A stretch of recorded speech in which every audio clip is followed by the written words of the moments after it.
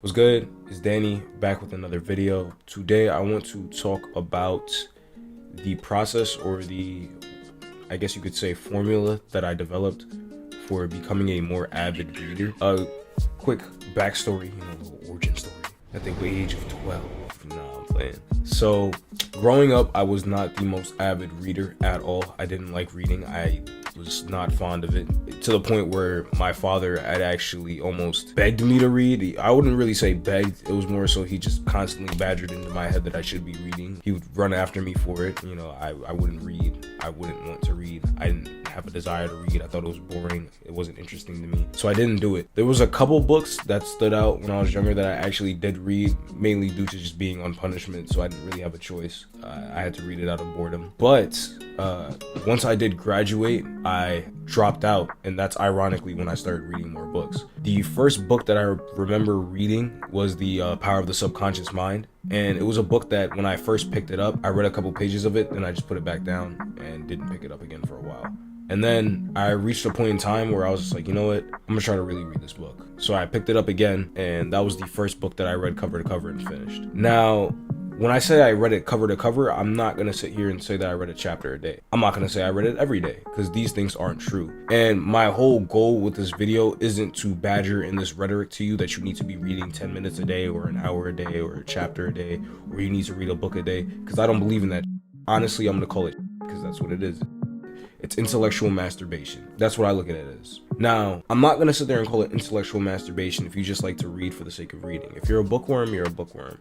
But if you're coming into it with this air of arrogance because you feel like you're better than people because you read a book a day, whatever the case may be, that's when it's intellectual masturbation. That's when it's weird. Aside from that, the purpose that I'm trying to ingrain with you is to show you that you can gain the benefit from reading these books without having to sit down and do a chapter a day. The purpose, or I guess you could say the idea that I'm trying to instill within you, is the habit of reading consistently, and the habit of also reading things that are actually useful to you, not just reading a bunch of self-improvement books just to say you read them. There's people that have said that they've read the 48 Laws of Power, they've read Rich Dad, Poor Dad, they've read all these different books, and they could, name a list of A to Z of all these improvement books they've read, but they've made no actual improvement. And it's because reading the book, getting the information, only goes but so far. Reading the experiences of other people will only take you but so far until you put that foot forward and try for yourself. But at the same time, gathering that information will make you a better strategist for attacking your goals. So I wouldn't denounce reading books, but at the same time, I want to implore you to adopt more of a mentality to where you're very selective of what you read. On top of being selective of what you read, you're making sure that you're reading with purpose or intention. At least in this regard,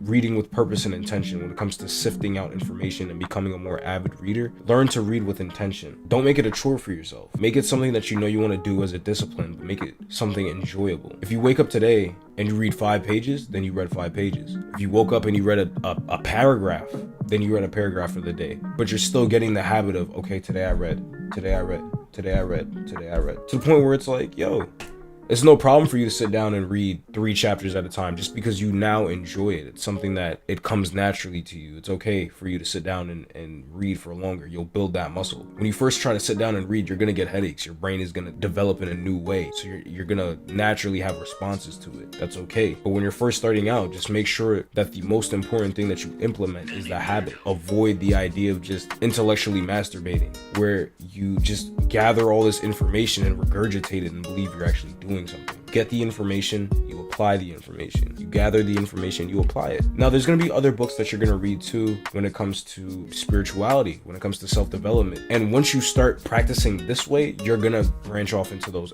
avenues. It's not always going to be self-improvement. It can't always be self-improvement. It can't. Not necessarily that you're going to run out of things to improve upon, but it's more so you don't want your paradigm to solely just be this machine of constantly trying to find things to fix, because it's going to make you feel like you always have something wrong with you. You're never going to really be content with yourself. There's times where it's good to improve. There's times where it's good to study that type of content. And there's times where you take a step back. Maybe dive over here, see what these Buddhist guys are talking about. See what these Tao guys are talking about. See what this Harry Potter guy's talking about. There's times where you're going to want to do that. And that's okay. But you're still building the habit of seeing these words day by day by day. And what you'll notice is there's going to be benefits that come with that. There's going to be a byproduct that comes with it. You're able to articulate yourself better. Your memory is a lot sharper.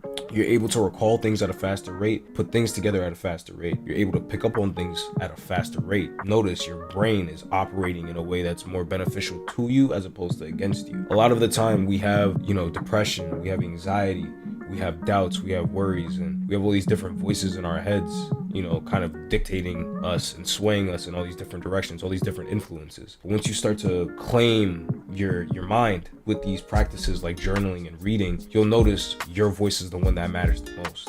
Your voice is the one that has absolute reign. So going forward, the thing that I would advise in terms of getting into the habit of reading is to start small. Don't be afraid to be that guy that reads a couple pages a day, if not a sentence or two a day. It's okay. This is not a contest between you and the Harvard graduate that reads 30 books a week. This is not that. It's not a competition. This is about your personal growth, and this is about your personal development. Did you read today? Good. Did you read yesterday? Great. Are you going to read tomorrow? As much as you can? Perfect. Then the next thing I would add is, once you get into that habit and once you get real comfortable and solid within that standing, now you take it up a notch. It's like, okay, I'm reading, but I need to make sure I'm retaining. A very vital part of reading these things, especially these self-improvement books, and even aside from them, anything that you're reading, is your ability to retain and regurgitate the information as well as condense it. At the end of the day, we're going to explain things in our own way, and the best way to understand things is to be able to explain them in our own way. So once you finish reading a chapter, once you finish reading a paragraph or two, and you're done with your reading for that moment of time, I'm not going to say for the day because you may want to read again later, but once you're done with reading for that moment, back out your journal. I'm not saying write a DBQ. As a matter of fact, don't write a DBQ. Keep it as concise as possible. And for those of you that don't know what concise means, concise is just short and sweet. Keep it short and sweet. Very simple. Short and sweet. What I read in this chapter was this. You don't even have to write it that rudimentary. You could write it in a more elaborate way. Write it in your own language. This Othello did some crazy and he, turned around and he stabbed his wife. It was crazy. OD. What did I learn from that? You can't trust nobody. Now, obviously, that was an exaggeration. But point being, you were able to read that chapter and then summarize it within a very few amount of words. So now going forward, that's in your mind now. It's ingrained within you and you're confident in the fact that you understand the concept. It's like, okay, in this chapter, the entrepreneur talks about the importance of the 80-20 rule and why I should be only putting 20% of effort into certain things, or I should only be putting in 20% to get 80% back, or 80% in to get 20, whatever the case may be. You understand the concept now. You're playing with the concept in your head. You're putting in your own words. That allows you to operate on a different playing field when you execute these things now. So when you finish reading these things, make sure to condense them for yourself. Condense them, write notes, annotation. That's another important key that I would advise. When you're reading, have a highlighter out. If you're reading on a Kindle or on your laptop or whatever, there's tools that you can use to highlight as well. When you highlight these keywords, you're basically telling yourself that this is important. A highlighter is known to have an importance. When you highlight something, it is deemed as important. It's conditioned into you. Now you know that when you highlight something, subconsciously you deem it as important now. So when you're reading these books and you start highlighting important information to you, you're gonna read it back again because you're highlighting over it. So read it back again as you're highlighting it. You've now stored that in you as this is priority. Whatever we're absorbing in this little chapter, this is priority. We need to make sure that this is at the forefront of our mind.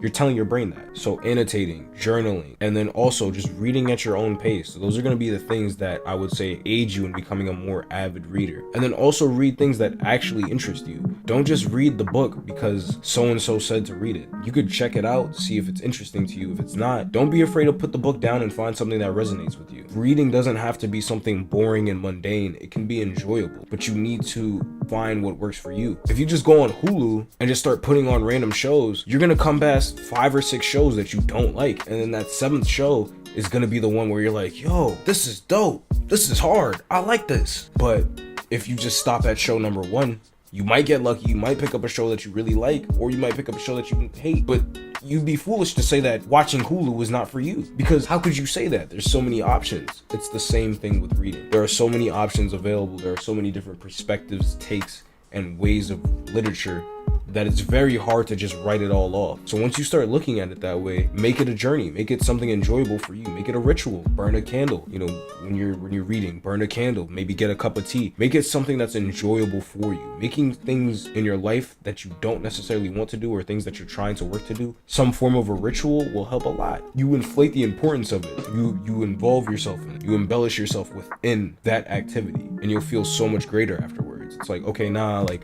at the end of the day now, I burn a candle, I back out my favorite book, I put on my Snuggie, I sit next to my squirrel teddy bear, and I read this book, and I feel great afterwards. And then, you know, I go smoke weed or whatever. Do what works for you and do it consistently. And that's how you'll become a more avid reader.